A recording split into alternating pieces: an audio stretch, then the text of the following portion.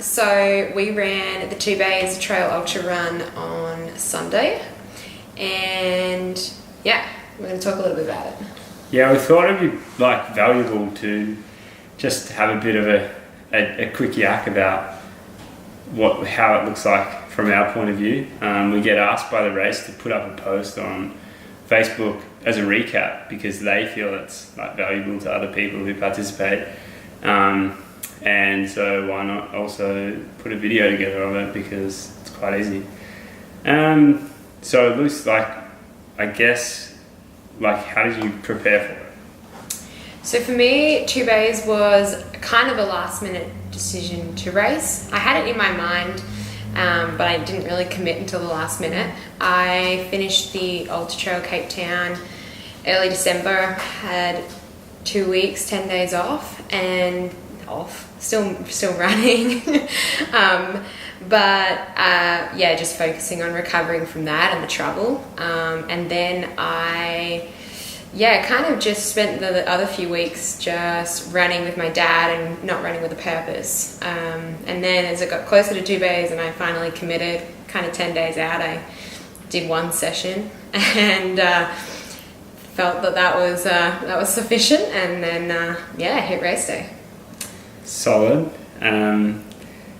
I guess we both did international races. Mine wasn't as widely publicised as UTCT. But yeah, it was like a stage race in Nepal, and that was kind of like a bit of a finish off to 2017. And I guess, the same thing. It was like getting back from the travel, which is a huge stress in itself. And just kind of not really having too much purpose in those first couple of weeks, just moving around, and then kind of getting closer to the end of December, and Rowan, the race director, finally saying yes, I can have a spot in the race. Thanks a lot, Rowan. It just kind of things got a little bit more focused for about a month there, and just kind of laying the same structure on as weeks that I normally used to do in kind of marathon training, with a few structured sessions and longer runs, and so you had some pretty high kilometre weeks. I did, and that felt good for me, and it was just good to start and doing all of that running, because after Nepal there was a lot of hiking, so to get back to running was good, and just to condition the legs for 2 Bays, because it's such a running course. Whereas I think that going into Cape Town was quite a runnable course, so I was already knew that I could run for 100 kilometres at 56. I'm not going to lose that in the 4 weeks. That was the difference between them. Yeah. It was just I guess not like a planned race from months away, but we both, I guess, had that base fitness from doing events, and I guess the priority, which is the same now after a race, is that kind of 10-day period that you said that you need to focus really on recovery before you actually start to get into that training again. Just reset those priorities to nutrition and sleep. It's the same before a race and it's the same after, because you have this time that you're not running, or your training eases off, and so you can spend time with the family and friends, and I think that's really important to have that balance. Totally. I think it's almost like it's a taper into the race and a reverse taper back out of the race. Totally, yeah. Sleep, nutrition, and using that time, using that free time when you're not out training to spend more time with your family, and just and do other things that you've maybe neglected to a small extent, and also use those other things to not think about the race that much, because a lot of people can start climbing walls and get a bit of anxiety about a race, especially in the taper. So take your mind away from that by which is just using your energy. It's just adding to that stress, and that's the last thing you want. Totally. It's not a good bit of training. And so what about your strategy in the race? Like race day, like the night before, how does that play out for you for 2 days? So going into the race mentally, I was pretty open to having whatever happened on the day kind of day. I didn't have any expectations. I've run the race 3 times and had 3 totally different experiences, and I just didn't know exactly where I was at. So I was just pretty happy to just either, you know, have a hard day and get stronger from it, or have a good day and you know, build some confidence from it. It was just, you know, it's the first race of the year. It's crazy to put a large amount of pressure on it. And then, so the night before, I slept on Madge's friend's ground, thanks Tristan, with my brother and my dad, and ate some potatoes for dinner with mustard. And then for breakfast I had some watermelon and yeah, like in the race just kind of tried to eat every 45 minutes, which is pretty new to me.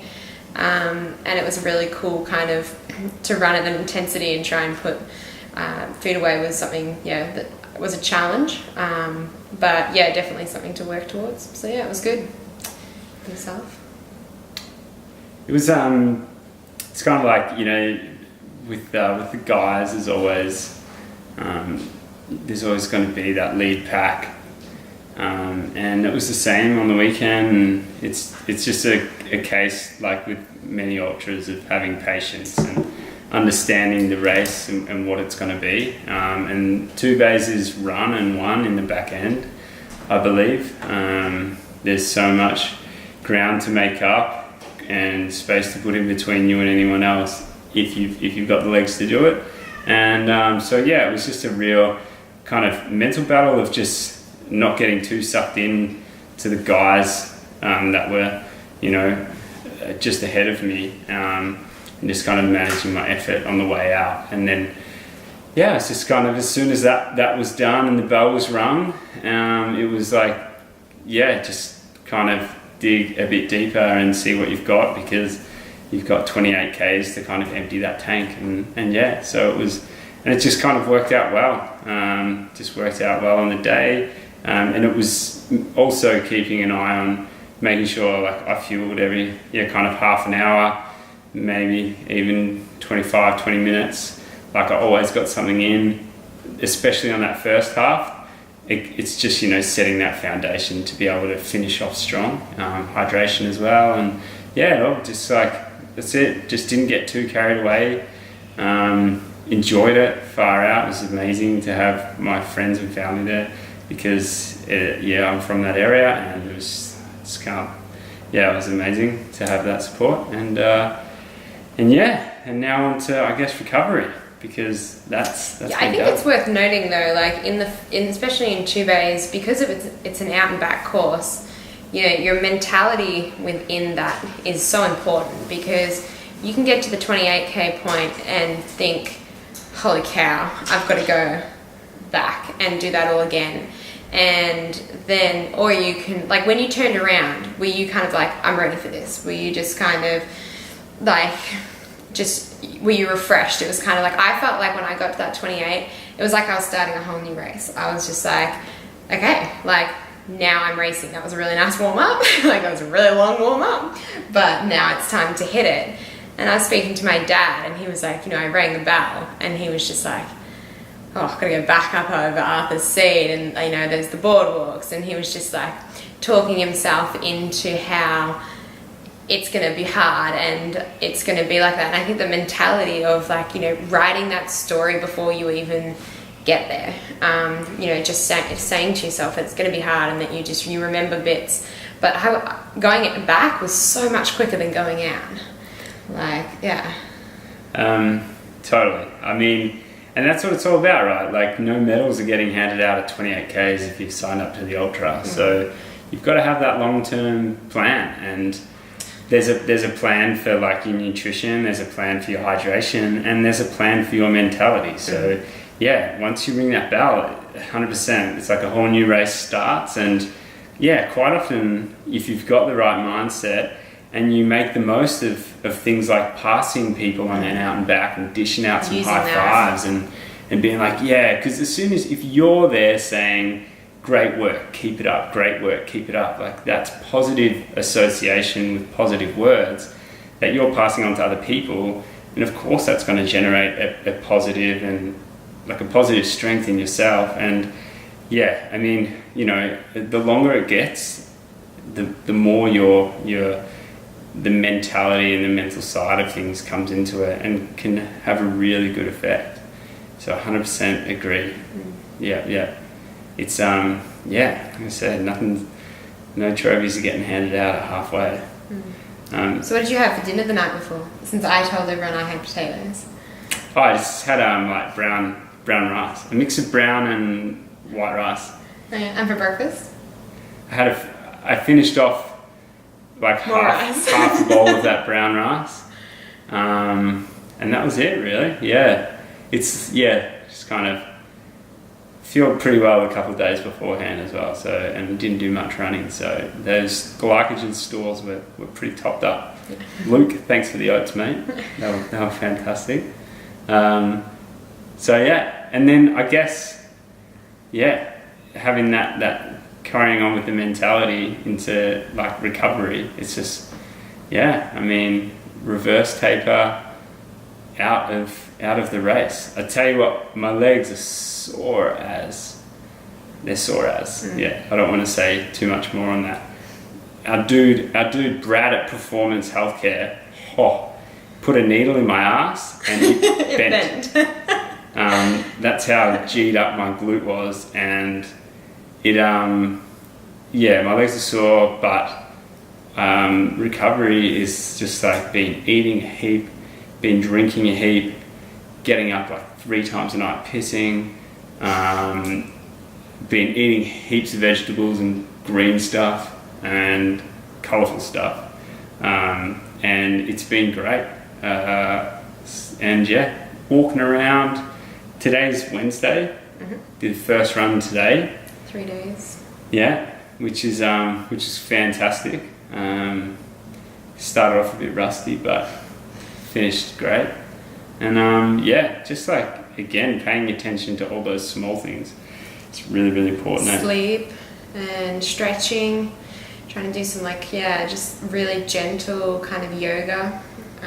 We've both done. So yeah, just kind of getting those nutrients back in, just giving your body every chance to recover at its best. And there's no rush. It's January, like there's such a lot of running to go for the year. So it's just like being patient, isn't it? It's just a whole game of patience. Yeah, big time. And